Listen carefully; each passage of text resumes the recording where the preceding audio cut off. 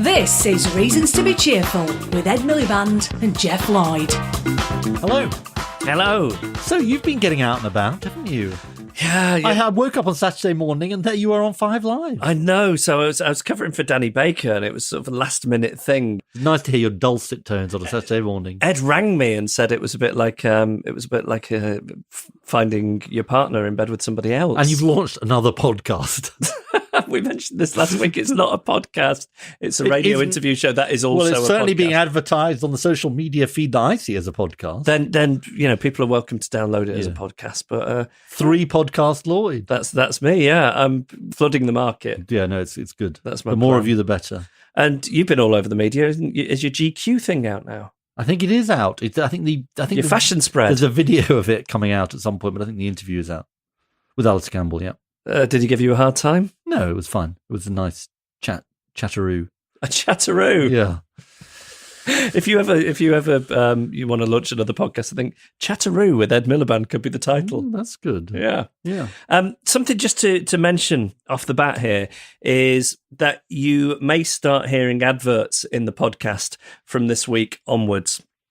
And the reason for this is we've been doing it about 6 months now, and people have given up their time for free to work on the programme, and we'd like to pay people for working on the programme and keep it going and make it into a sustainable thing.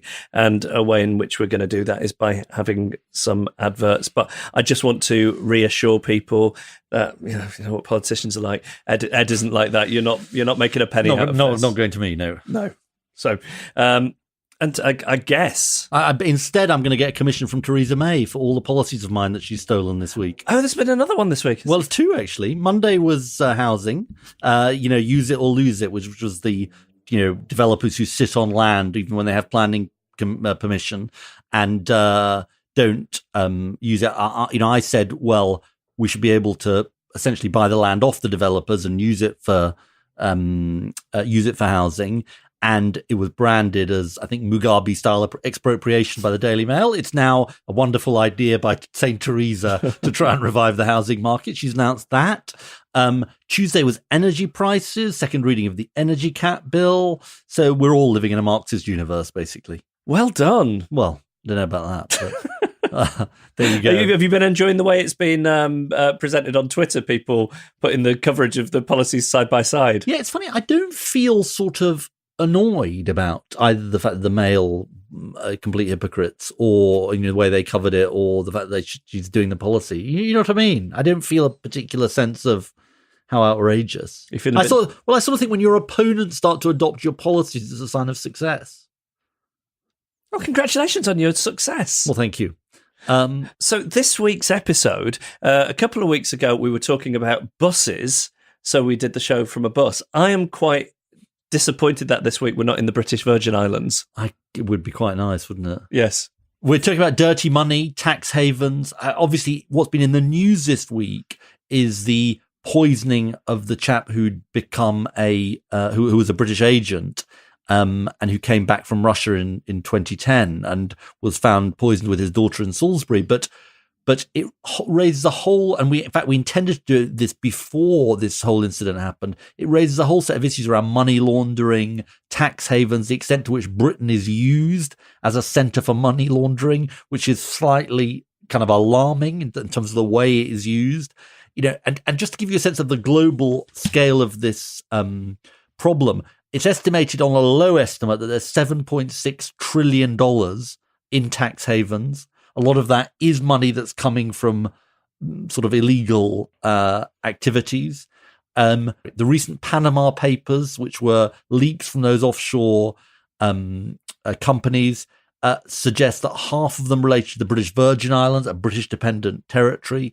So there's a whole set of it. There's a big issue for developing countries about a lot of money which should be helping the poorest people in the world being diverted by dodgy dictators and so on to help them through some of these offshore companies. So there's a whole set of issues about dirty money, tax havens, money laundering. It's raised by the issue of the Russian situation, but it obviously goes much wider than that. So we're going to be talking about that. What is the scale of the problem and what can be done about it? So are there reasons to be cheerful in that? Well, I don't think there's reason to be cheerful about the situation, but I'm hoping there are going to be reasons to be cheerful about what can be done. And as well as that, we are joined by a brilliant comedian, Pippa Evans. She does a lot of stuff around improv. I guess that's what she's known best for. But she also set up something called the Sunday Assembly, which I suppose it's a secular version of a church. It's really interesting. A bit like our podcast. In what way? I have a religious devotion to it. And you're not saying we're like cult leaders? Not yet. So should we do our reasons to be cheerful? Yeah, what's yours? My reason to be cheerful, this sounds awful, but my wife has gone away to New York for a few days. So it's just me and my son. So it's lads. But you're about to go and take refuge with your mum and dad, I noticed. Well, my mum and it's about 3 hours since Sarah left. You're like me. 3 hours since Sarah left.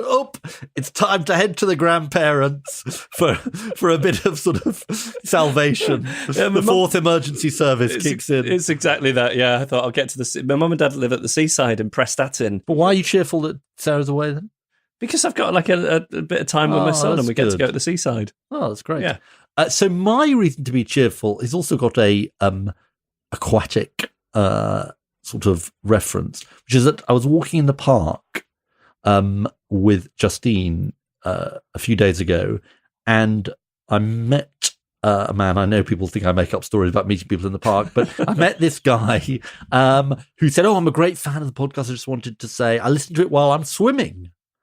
And I looked at him and said, "Well, how'd you do that?" And he said, "Oh, Swim P3 players." Swim P3? Okay, so I then told you about this, and I thought this is just me. I'm totally antediluvian. I just don't, I don't know anything. But apparently, I then looked them up on the interweb, and apparently there are these things where you can swim and listen to MP3 sort of things. Are they bright yellow? I don't know. A lot of waterproof things seem to be bright yellow. Yeah, but I mean, I find swimming incredibly boring. And I also find jogging very boring and sometimes quite dangerous, as you know. But the thing about jogging is you can listen to music or podcasts or whatever. And I thought, well, that's the problem about swimming is you can't. Yeah. But apparently I'm wrong. So you're clipping them onto your swimming trunks then? I guess so, yeah. Okay. Well, I mean, there you go. The existence of Swim P3 I feel slightly players. reassured that you didn't know about them either. No.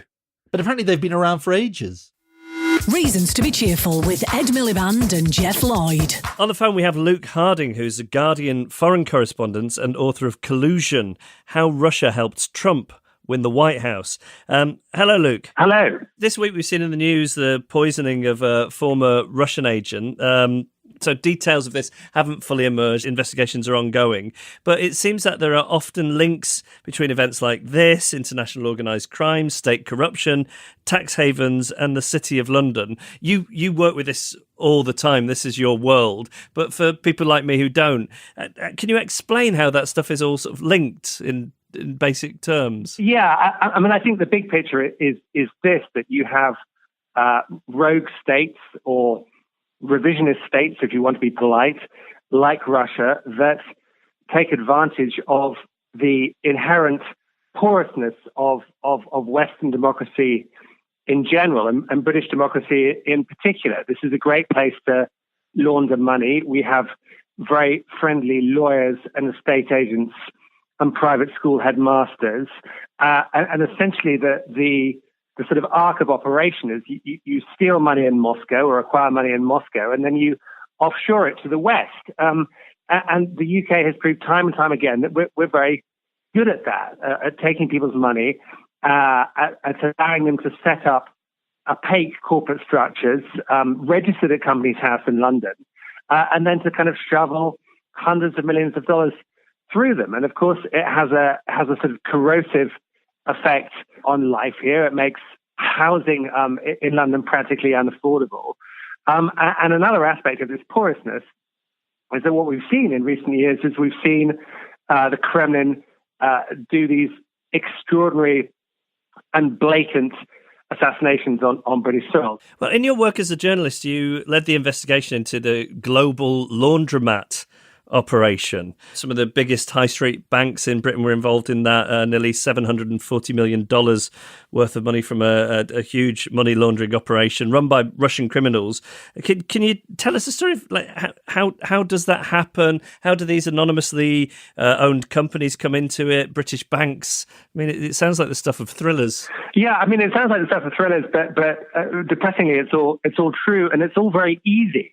This is what we discovered. So the laundromat was a $20 billion plus scheme where a bunch of, you say criminals, but in Russia, anyone who's a sort of serious criminal is connected to the state and very often working for the state, managed to shovel a huge amount of money out into the Western financial system via Moldova, Latvia, and then about $700 million went through British high street banks. And what is remarkable is that professional money launderers use British company vehicles. I mean, there are all sorts of ways of laundering money, but that is their preferred option. And we found companies in the laundromat, the global or Russian laundromat, which were declaring income to Companies House of £10 a year.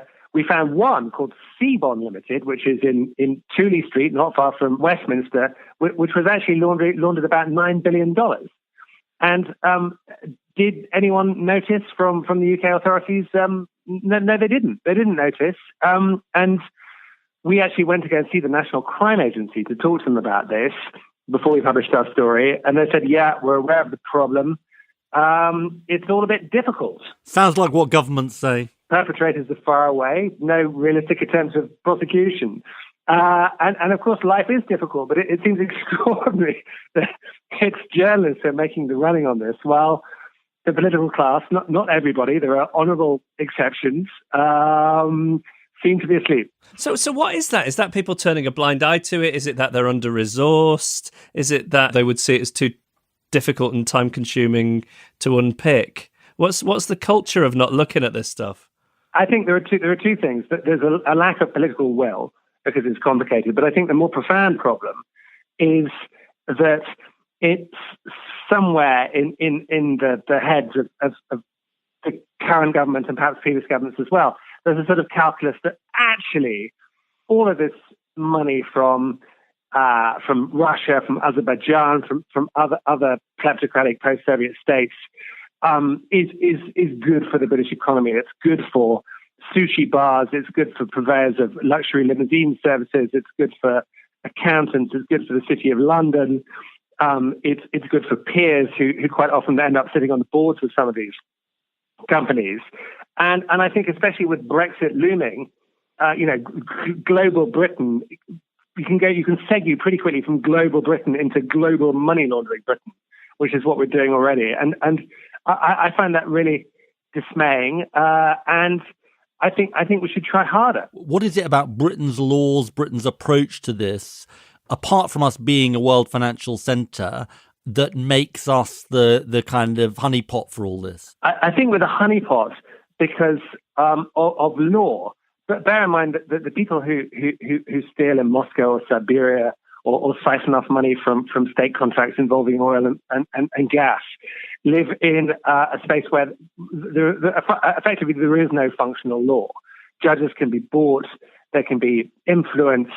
There's no dispassionate judicial process. The thing that the UK has a reputation for in Russia and elsewhere, as well as sort of first-class schools, is that we have an impeccable judicial system. So you see oligarchs who have business disputes, they have them all the time, who will sign agreements and come to London to sort out their disputes. They're all done under UK law.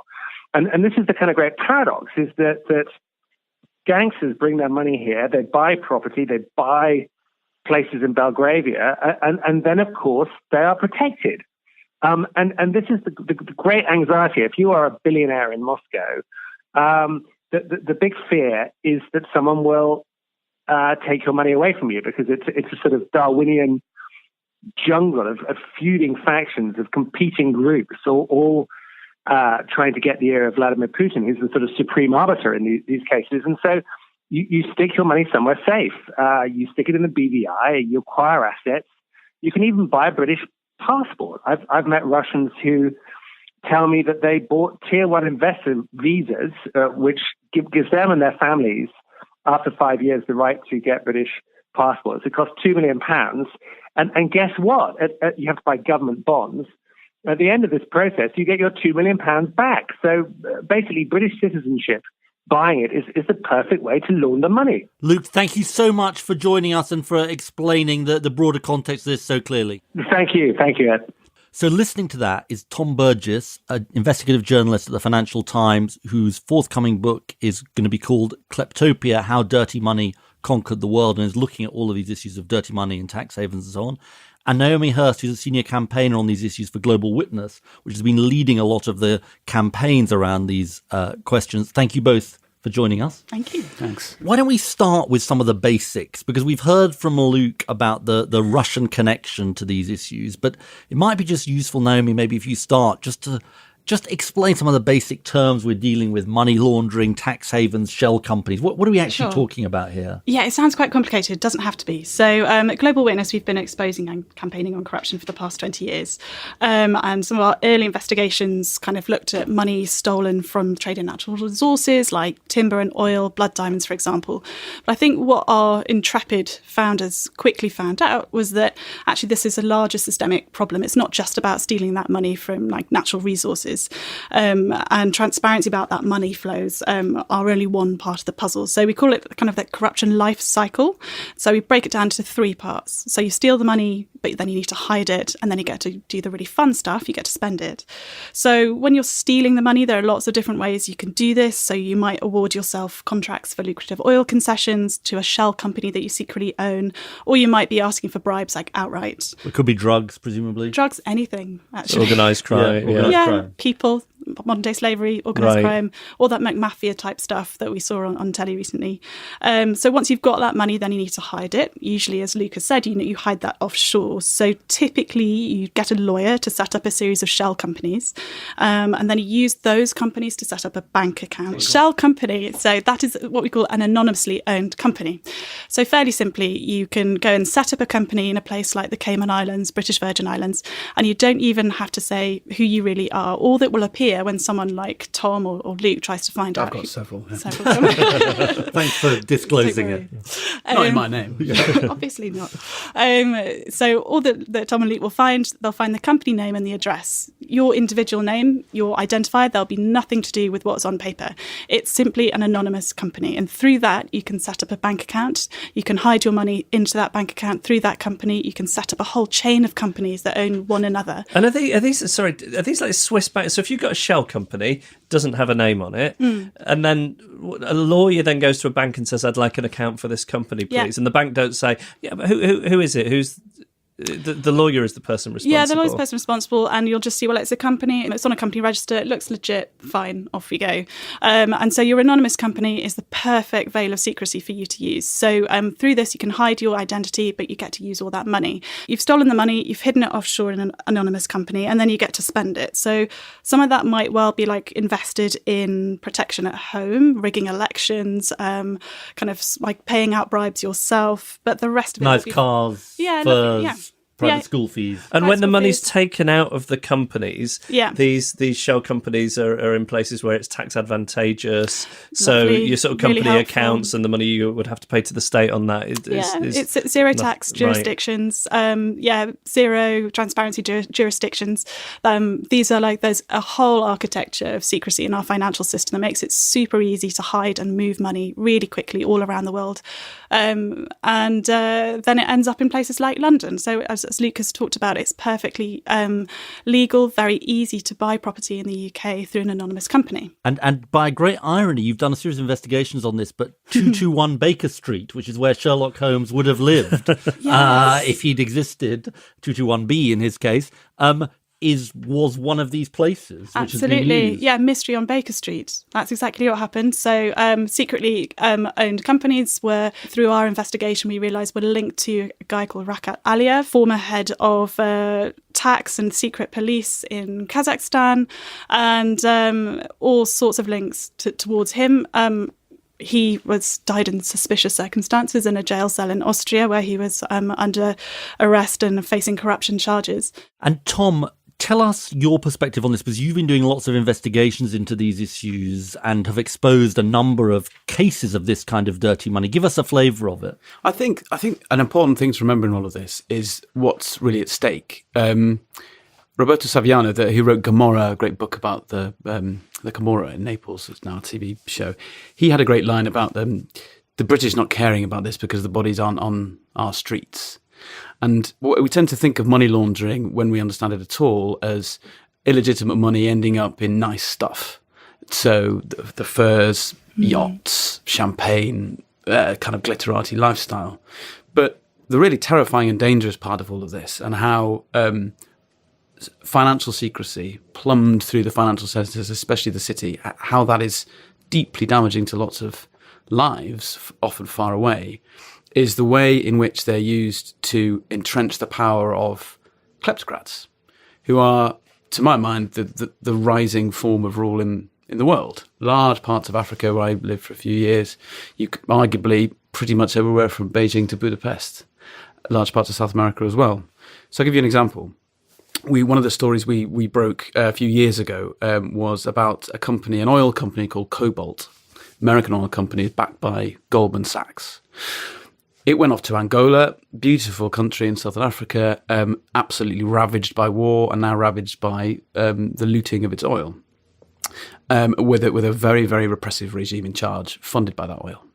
So Cobalt, this oil company, turns up and says, well, we fancy drilling in this particular part of the seabed, which looks like it's going to yield enormous amounts of oil. And the Angolan regime says, fine, you can have the rights to drill there, but there's one proviso, and that is that you take as your local partner this almost inconceivably obscure company whose ultimate owner is an anonymous company, so a shell company, a company for whom there are no publicly named owners. And presumably the government isn't doing this in public view. This is private negotiations. No, it's announced in the Gazette. Right. It's announced in the Gazette. This is put in Cobalt regulatory filings in the US. This is all in plain view, including the fact that there's no named ultimate owner for the local partner. Now, a few years later, there's some brilliant work by some incredibly brave Angolan investigative journalists and human rights activists. And then we did a bit of work on this story as well. And we were able to print on the front of the FT that the ultimate owners of this company, the local partner of the Goldman-backed oil company Cobalt, were three of the most powerful men in Angola. The head of state security, a former general, and the head of the national oil company, which was in charge of allocating the rights. Now, this is, to me, is the whole point here of what we're getting at. There's 2 points to make. One is, if you just described what I've described in terms of the humans involved, anybody in the world will say, well, that's obviously corrupt, you can't do it. You insert one anonymous company and it creates the possibility for the fiction Right. that we can all, should we choose to, buy into. And we do this in Britain all the time. The second and maybe even more important point here is that this isn't just some ex-general getting a yacht. This is a regime that beats its opponents to a pulp with metal bars, cementing its power by privatising power, put it that way, by taking what belongs to the Commonwealth of Angola, in this case, to society at large, and privatising it and using that for political ends. It's no surprise that across Africa, which is where I know best, but you see it across Central Asia and other places too, when a big election's coming, a big natural resources deal goes down, there are various anonymous companies hidden in it. And then, for instance, Robert Mugabe ends up with $100 million to fund a brutalisation campaign of the opposition. It's absolutely life and death stuff, this. But as Saviano said, we don't think about it like this because the bodies aren't on our streets. And what about the direct impact here in the UK? London's high-end property market is absolutely one of the go-to destinations to give questionable funds a really strong veneer of respectability for all the reasons that Luke pointed out. First of all, it's quite attractive to live here. You get to hobnob with all your neighbours and you've got this fantastic address, but also you get to drop off a large amount of money in one go and see that appreciate in value. Well, until Brexit happens, but I'm sure they're not that fast. The scale is off the charts. I mean, it's like 120 billion... 122 billion pounds worth of property is owned via companies registered offshore. And of course, not all of that will be dirty money, but some of it will be completely legitimate reasons of trying to hide your property from your wife. And so how many properties are owned anonymously without us knowing who the real owners are? The latest analysis of land registry data suggests that's around 86,000 properties. 57,000 of those properties are registered in British overseas territories and crown dependencies. I mean, how are people allowed to do that? I mean, I confess my ignorance of this, but I mean, it just seems extraordinary that you're allowed to be like, why don't we just stop people buying properties in the UK anonymously? Oh, Ed, I mean, I hear you have some experience in politics. I blame the politicians myself. Which politician in their right mind is going to support a policy that would underban house prices? Ooh. I mean, if that Right. this is the Is that right, though? well, to my mind, this is partly At the very, very, very high end, though. This is, I think, part of the really insidious nature of what we're talking about is that what I would call kleptocratic money has aligned itself broadly with political interests in the West, which is rising house prices and an open economy. And sort of terrifyingly, those things are fused. I think if you were to somehow click your fingers and remove all the dirty money from the British property market, I think there'd be a significant fall in house prices. Would taking away the anonymity get rid of the dirty money from the British property market? Couldn't you just sort of pick a proxy to be, oh yeah, definitely. I mean,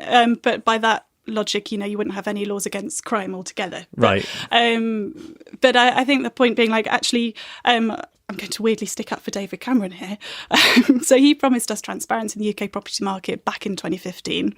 And then, if you remember, he hosted this massive anti-corruption summit in 2016, which for people like, I know Tom and I, was kind of like, we're popular, there's an issue, it's in the newspapers, this is amazing. So this summit was held in 2016 and he promised it again. But if you remember, something else happened in the summer of 2016. And unsurprisingly, when Brexit happened and Dave left, the attention on this kind of diminished. So we have got now a commitment to have a property register, but it's not going to be fully implemented until 2021. So it's been through multiple rounds of consultation. We're going to see draft legislation out this summer, and it's going to be tabled properly next year. But to be honest, for us, it kind of feels like this idea has been doing the rounds for a really long time. It's been consulted on twice. We're basically giving the corrupt another 3 years to hide, divest, sell before this register comes in. I think there's great value in the fact that we're building up more and more data, battle by battle, on who owns what and what human beings own as opposed to companies. Yeah. But I also think there's a slight danger in relying on a profusion of data alone and forgetting the fact that we're trying to enforce the criminal law. So you could, I think, argue to look at it a slightly different way and to say, when you're caught speeding or you get something wrong in your tax return, they're strict liability offences, right? It doesn't matter why, it doesn't matter if there's a good reason for those things happening, you're at fault. If you were to take a similar approach to kind of anti-money laundering, anti-corruption, and say, if you have engaged in business, if you've sold a house, taken a local partner, bought a company, and your counterparty in that deal was a shell company, was an anonymous company, and you didn't demonstrably know the human beings behind it, and it was subsequently shown that deal was corrupt, so it subsequently showed that those people were public officials, or for instance, you'd be treated as if you had known. That's the basic premise of American anti-corruption law, and that's why it's been. So they have stronger laws than us. There's a very strong element in terms of what we're talking about today of the Foreign Corrupt Practices Act, which was passed in 1977, then sat there for ages, and then the DOJ, the Department of Justice, got realised what a powerful tool it could be. And there's a very strong part of that which basically says. I don't know if Naomi can quote it word for word, but the bit that I'm thinking of is where they say you're guilty of corruption if you could reasonably have been expected to know. Yeah. So that's the definition of knowing. So it's similar to the UK Bribery Act. So you've got to have reasonable, adequate procedures as well. But I think, so the problem is with as I understand it at least, the UK Bribery Act, it doesn't extend to these further kind of issues of economic crime. So we've got liability around bribery, but money laundering, any other predicate offence around economic crime, not so hot. So would that mean if I sold a property to somebody who was a shell company and it was for money laundering, I could be liable. Is that the point? Yeah, effectively handling stolen goods, I'd say, would be the comparison. So if I put it the other way around, if I used my position as the Minister of Works of Tajikistan to steal $100 million, I put that in a shell company, and I use that shell company to buy your house directly from you. Or more likely, you're the banker who arranged that deal, and you didn't check, or you didn't keep on file somewhere in your own files who the real person was. It later emerged that it was me, the Public Works Minister of Tajikistan. You're liable then. I sort of think that would just massively increase the risk of doing business with anonymous companies. Yeah, I think that's a really good point. And I think something that we haven't touched on yet maybe is the role of professional enablers in this. So one of the things that Luke was talking about is how attractive London is. It's because we have the law, we have the city. As you said, we're really, really good at handling money. All those reasons that legitimate investment comes here, precisely the same reasons why we've got dirty money coming in as well. And kind of that, talking about strict liability goes to the point, the incentives just aren't there for you to do your job properly. You are supposed to be regulated, you're covered by the money laundering regulations, you have your money laundering reporting officer, you're supposed to be submitting suspicious activity reports to the National Crime Agency. There's lots of acronyms around this, but at the end of the day, National Crime Agency reckons there's more than £90 billion worth of dirty money impacting on the UK every single year. Something's gone wrong, and it's this issue of incentive and enforcement. If you are making that call as a poor old money laundering reporting officer and saying, this looks a bit dodgy, they don't necessarily have the power to refuse that business, because the people higher up in that bank may be like, it's worth it. Our risk appetite is greater. And they're not facing the consequences. It's surprising to me that there's no EU-wide regulation in place. The EU Anti-Money Laundering Directive just had its fifth iteration passed, and that's going to be pretty exciting actually for nerds, because everyone's going to be following the UK's lead on having a public register of company owners. So that's the main takeaway from that. You better explain what that is. So the public register of beneficial owners of companies is something that the UK brought in 2016. You can Google it, Companies House Beta, go into the little search box, type in the name of your neighbour, your partner, the company, and up comes what that company is, where it's registered and who owns it, particularly or only if the beneficial owner has over 25% of the shares or voting rights.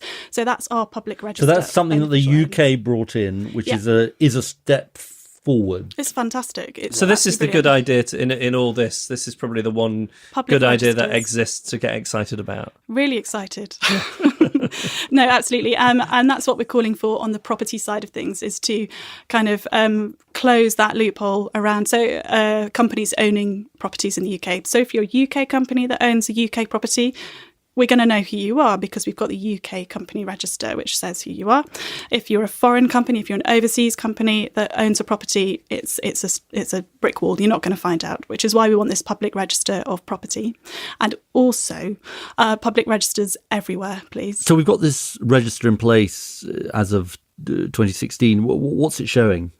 Well, first of all, it's fantastic that we've got it. However, the register as it's currently run does leave some room for improvement.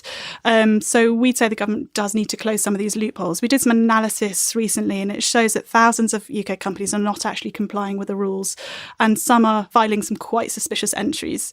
So despite the effort so far, and it's fantastic that we have this public register at all, we still don't really know who owns thousands of these UK companies. So some top stats for you. Nearly 1 in 10 companies, so that's around 350,000, still haven't named what's known as a person of significant control, so the ultimate owner. 4,000 beneficial owners are listed under the age of 2. One is yet to be born, so that's really entrepreneurial toddler. And then on the more serious side of things, these are probably mistakes, which fair enough, people make mistakes when they're filling in forms, but there's a serious side. So 4 in 5 Scottish limited partnerships haven't even bothered to name a PSC. And person of significant control. Yes, thank you. And 5 beneficial owners allegedly control more than 6,000 companies, which raises cause for concern. They might be nominees rather than the real person. So this analysis, first of all, it's only possible because we have a public register, which is the key thing that we really need and to recognise it and welcome. But it needs to be fit for purpose. Companies House has only a handful of people looking at thousands of bits of data.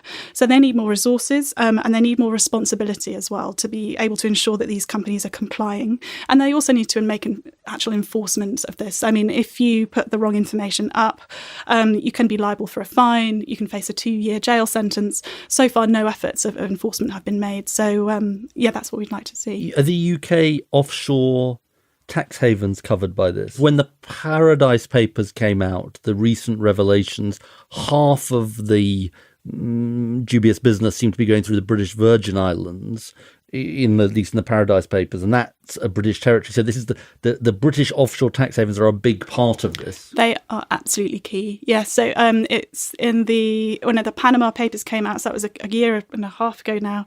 Yeah, over half of the companies named in the Panama Papers were registered in the British Virgin Islands. It's absolutely critical to the financial secrecy that allows corruption to happen and for people to steal and enjoy every their money. major corruption scandal basically has gone through. And sorry to go into technicalities of this, but David Cameron did say in 2013 that there would be a register of beneficial owners of these companies. Is that happening? So it's happened in the UK and it's definitely not happening in the British overseas territories. So they've ignored all that business. So what the government will tell you, and they've been telling us for some time, that they're making really, really good progress and that we should be really supportive of the British overseas territories for what they've done. What they've done is agree to exchange information with British law enforcement on a 24-hour turnaround. That is a far cry from the public registers that you need, because this means that, first of all, law enforcement have to be really specific. You can't just do a generic, well, I think I want to look into this company today. They've got to have a legitimate reason to do so no fishing expeditions. And secondly, the likes of us, tax inspectors, law enforcement in other countries have got no idea. It's completely blocked off still. We, the British government, could force our overseas territories to do this, couldn't we? We'd have to legislate, and I don't think, as I understand it, there's been several attempts to legislate and there's never been a majority for it. It's I wouldn't want to do Margaret Hodge down, but yes, it is possible to pass an order. This is the Labour MP Margaret Hodge who's been trying to do this. Yes, yeah, she's been working for years on all of this stuff. Absolute stalwart champion for it, I believe in Margaret. I think she can get it done. But yes, so there could be. The UK does have the power to pass an order in council, and it gets quite antiquated because of how colonial. They'd be very annoyed. What happened was, as I understand it, correct me if I go wrong here, is that David Cameron wanted to do this. They kicked up a massive fuss, did a big lobbying operation, they being the overseas British territories, and then it sort of it hasn't happened. They have an argument, which is that, I'm going to simplify it massively, but which is that as the British Empire declined, they were encouraged to do something diversify. To have their own economies, and their economic model became being a conduit for the world's dirty money.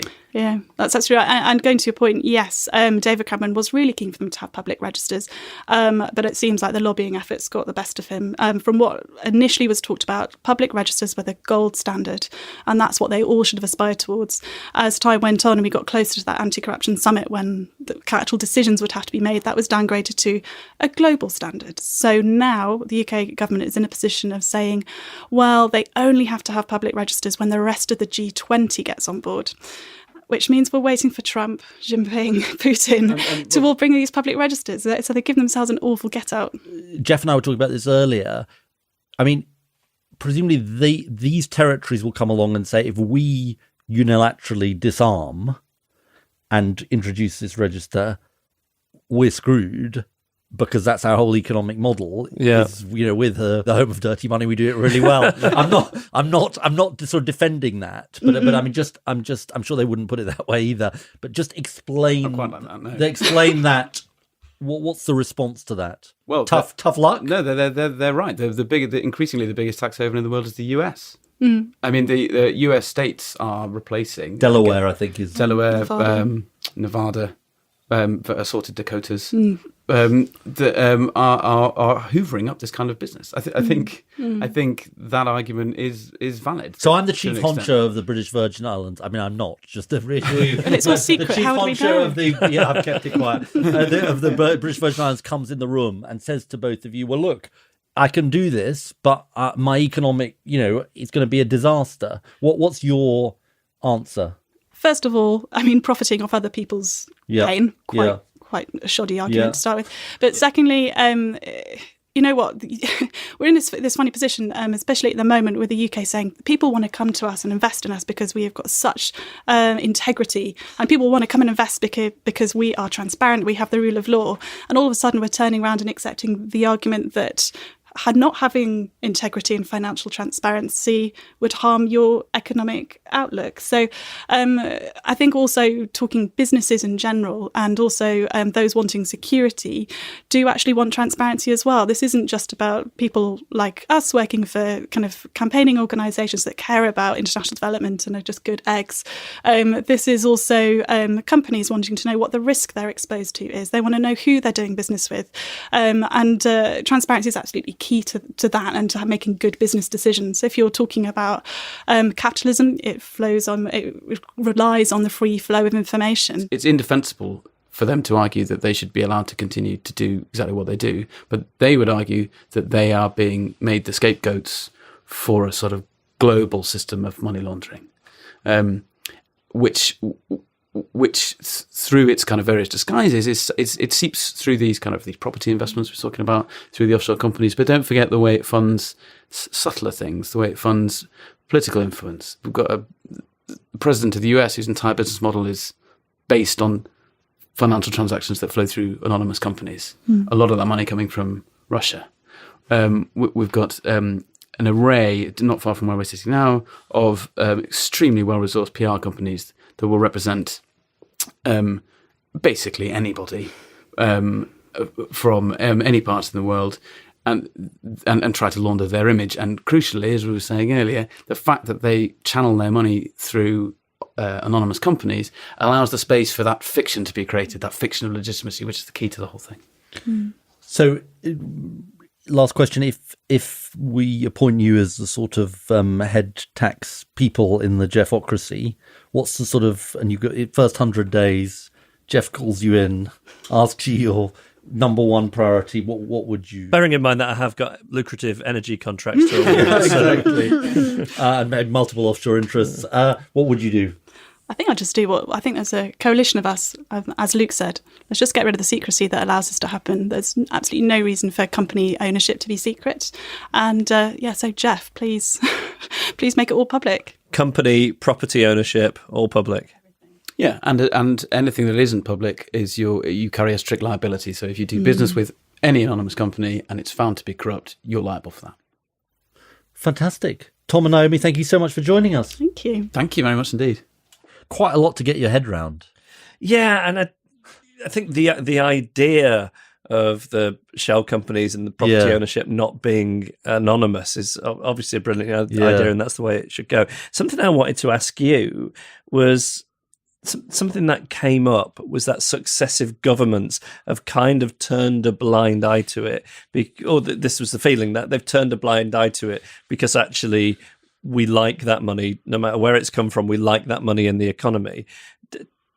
Does that ring true to you? Well, as always, I think you've really hit the nail on the head. I was going to say that, in a way, there's all kinds of policy issues here, but I think the sort of fundamental issues are is just a big question for the country, which is, do we think that we still, we'll have your money however dirty it is, or do we think to ourselves, hang on a minute, we've got to have a big change? Because when I was in the Treasury and people talked about getting rid of the non-dom rule, that's sort of, people who could be resident here but not pay tax here, but they were so-called non-domicile, it was all, at that time, which was sort of 20 years ago, it was all, what about the Greek tycoons? They're all going to leave the country, da-da-da-da-da. Now, it's all changed a lot since the fall of the Berlin Wall and the Russian oligarchs and so on. Now, non-dom rules have been changed a bit by Osborne under pressure. But I think fundamentally we've got to say it's not good for our country to have these kind of dodgy, super rich people buying up our property and doing their dirty dealings here, and we're going to do something about it. I think it's a sort of change of mentality, really. Reasons to be Cheerful, a podcast about ideas with Ed Miliband and Jeff Lloyd. Share your thoughts. As we said at the beginning, it's really thorny, and there's not that much to be optimistic about. There's a couple of ideas, but maybe you've got ideas on how we fix all this. Or maybe you're an oligarch and you'd like to come on. Yeah. Or maybe you're an oligarch and you'd like to suppress this episode. I mean, everyone has their price. Maybe you think we're being unfair to oligarchs and you'd like to declare your oligarchy and come on and... Absolutely. I mean, if you're an oligarch listening to this and you're thinking, we're getting a bad rap here, like, why don't you send a private jet for us? We'll come meet you in Monte Carlo. You can show us your yacht and all the great things you're doing for society. You can show us what an oligarch's life, how misunderstood you are over the course of a couple of weeks, and we'll try and rectify the situation. Sounds good.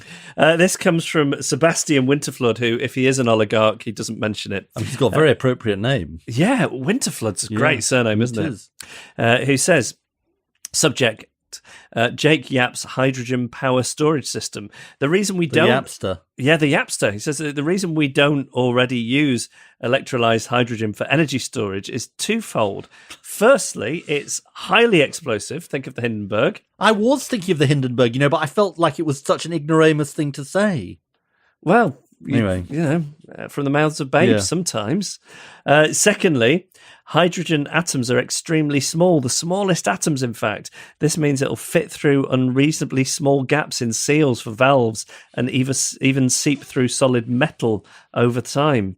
He also says, as a fellow borderline millennial, I endorse this term. So this was like Jake Yap's idea for like turning solar power into hydrogen... Blah, blah. Sorry. And we thought Jake. Sounded too good to be true. And it was. Yeah. Right. We also, last week was on our episode on unions. We've had lots of responses on that. One response, this is not the only one that said this. It's from Emily. She says, Dear Ed and Jeff, I'm a long-time listener, first-time correspondent, and great fan of the podcast. I've had a lot of favourite episodes, transport, education, but this week's episode on trade unions was especially inspiring. I was a bit sad, though, that you didn't give a shout-out to the tens of thousands of members of the University and College Union who are currently on strike across the UK in opposition to drastic cuts to their pensions. The strike is currently in its third week, with a further week of industrial action scheduled as well. I'm an American PhD student in modern British history. Spending time on the pickets with my UK colleagues and seeing their enthusiasm for solidarity and collective action has definitely been a reason to be cheerful. A further reason are the many undergraduates who've come out to join us, written to the Vice-Chancellor to urge him to join us in opposing the pension cuts, and supported our efforts. We have noticed, though, that many students are basically too young to know what a union or a strike or a picket is. So, I'm glad Emily and others have mentioned it.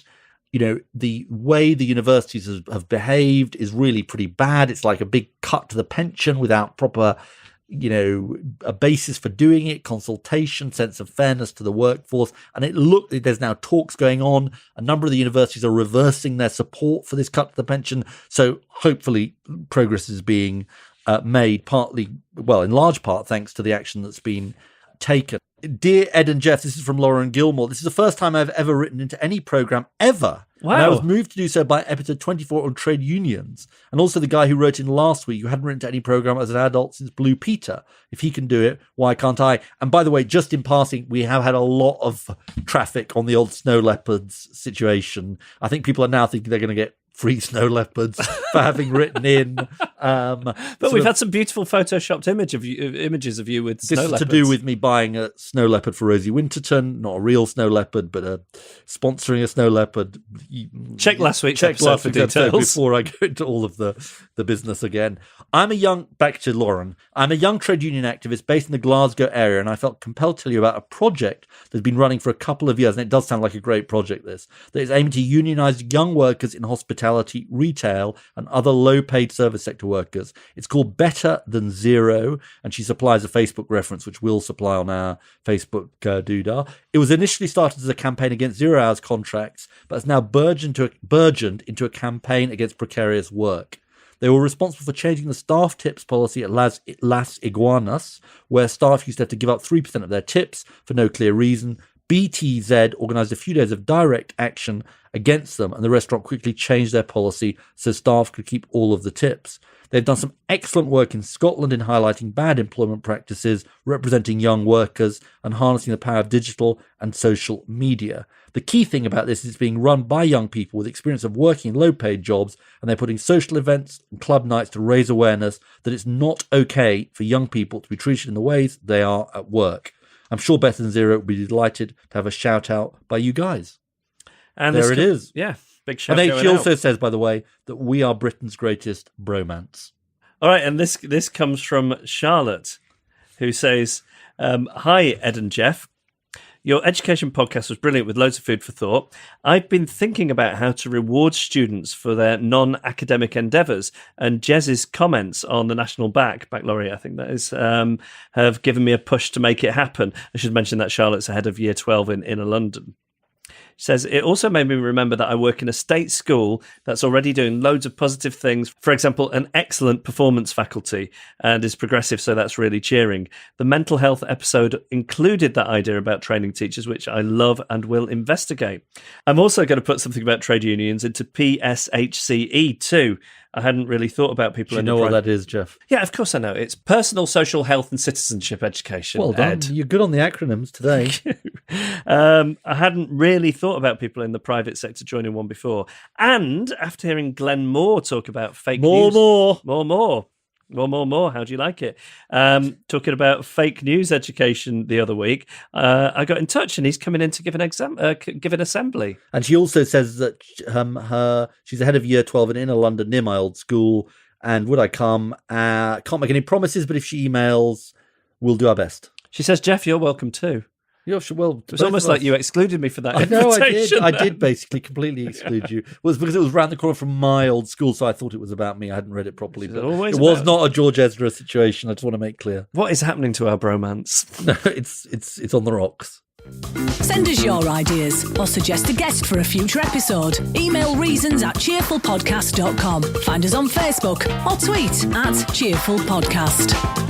And here to pitch ideas, which could be potential reasons to be cheerful, we're joined by comedian Pippa Evans. Hello. Hi. Hello. Hi. Pippa, before we get going, can I ask you about the Sunday Assembly? Oh, yeah. I know what that is, but I don't know if I've made the connection that you were something to do with it. Can you tell people about it and sort of how it got going? Yeah, sure. Okay, good. Yeah.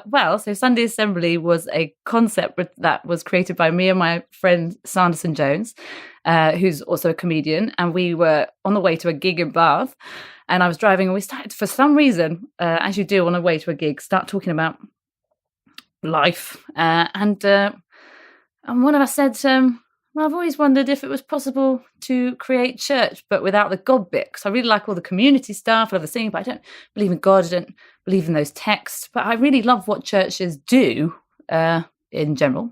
Let's just distinguish between churches and the church.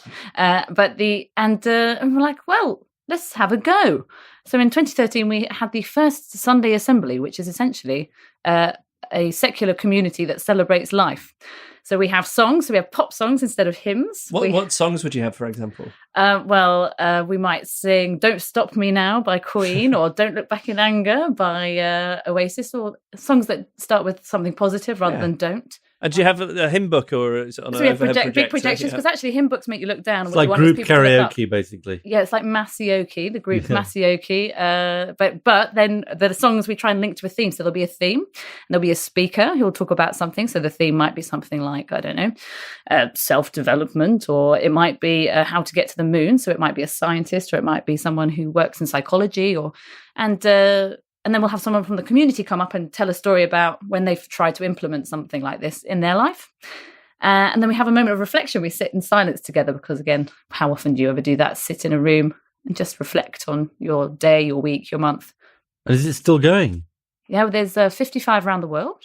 Wow. And all from that conversation in the car? All from a conversation in a car. And I always say it's a bit like going jogging. So because when you say to yourself, oh, I wonder if you could make church without God, you don't generally just go and do it. But if you've said to someone else, yeah, let's do that, let's have a go, you kind of have to do it. Right. So that's how we ended up. It happens every Sunday, does it? Happens twice a month in London. And other ones around the country as well. Yep. So there's one in Manchester, there's one in Reading, there's one in Sheffield, there's one in Leeds, there's one in Edinburgh. And what about far-flung destinations? What's the furthest flung?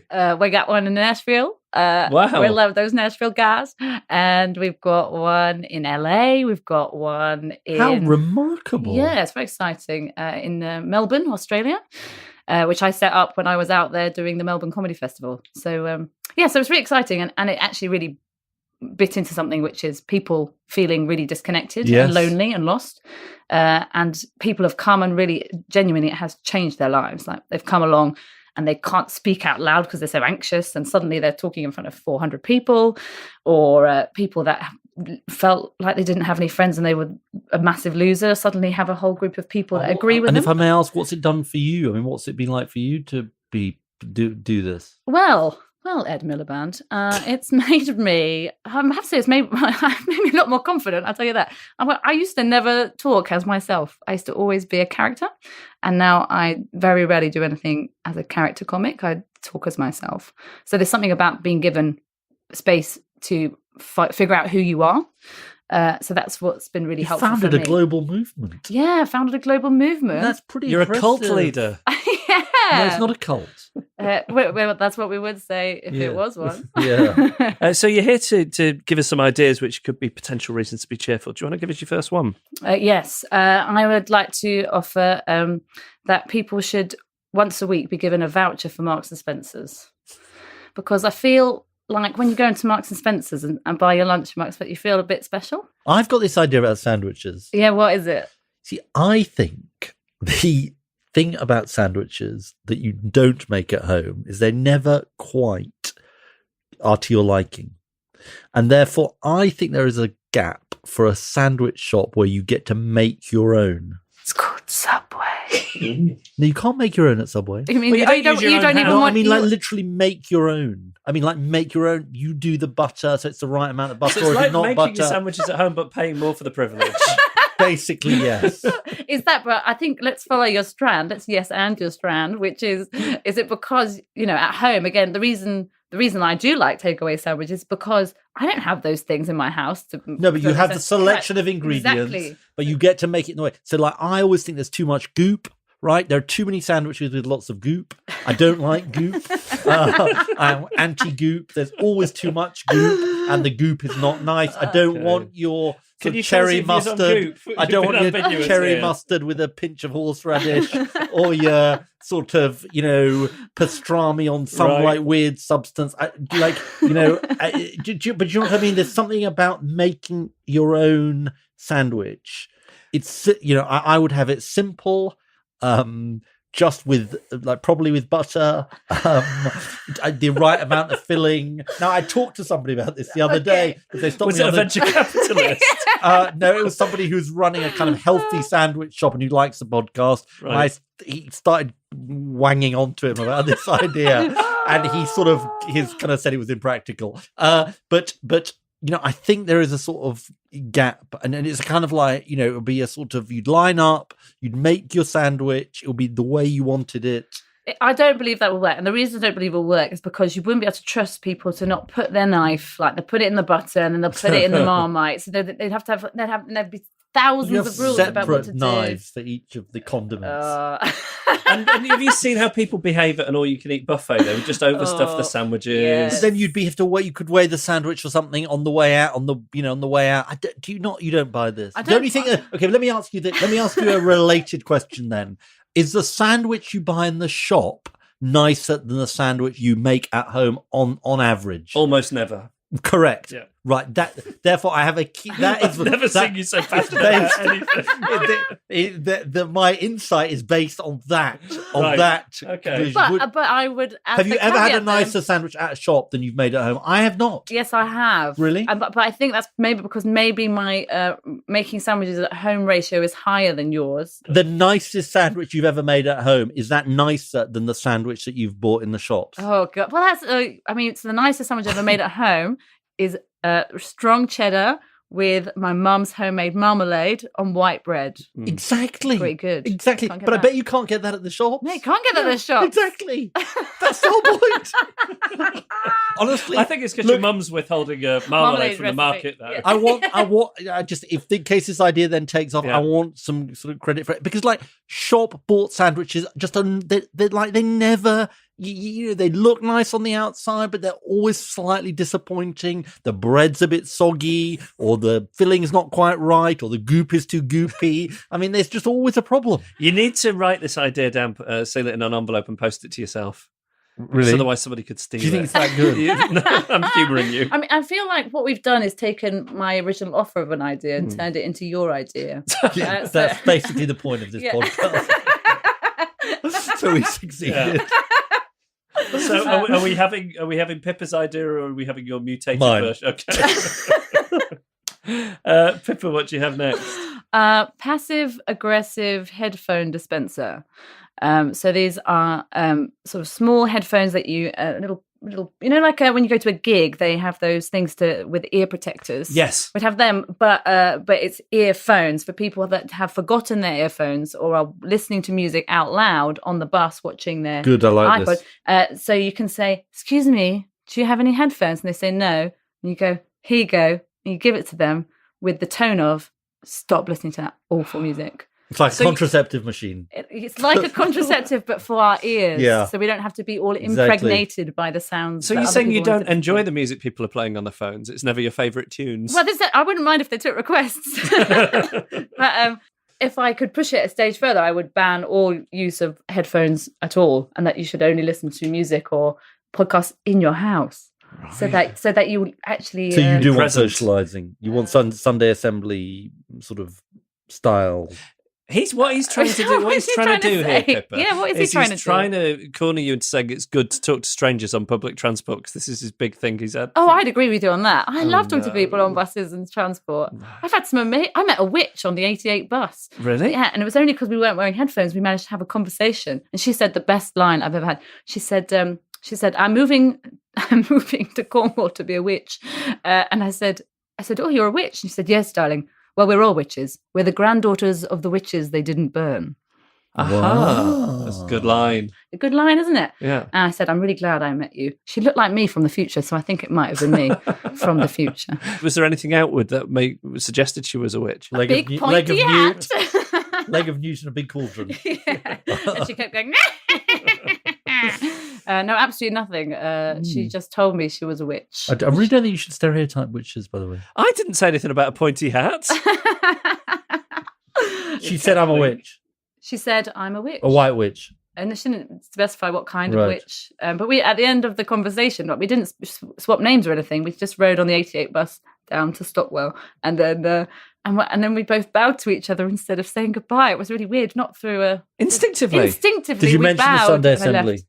No, I didn't mention the Sunday Right. assembly because at that point I was being converted to become a witches sort of and- druid. Yeah. Yeah. But she said you can go to lectures. You can go to druid lectures. So I might start doing that. Definitely. You've got a lot to fit in, though. I've got a lot to fit in. I don't know if I've got time to be a witch and do Sunday assembly.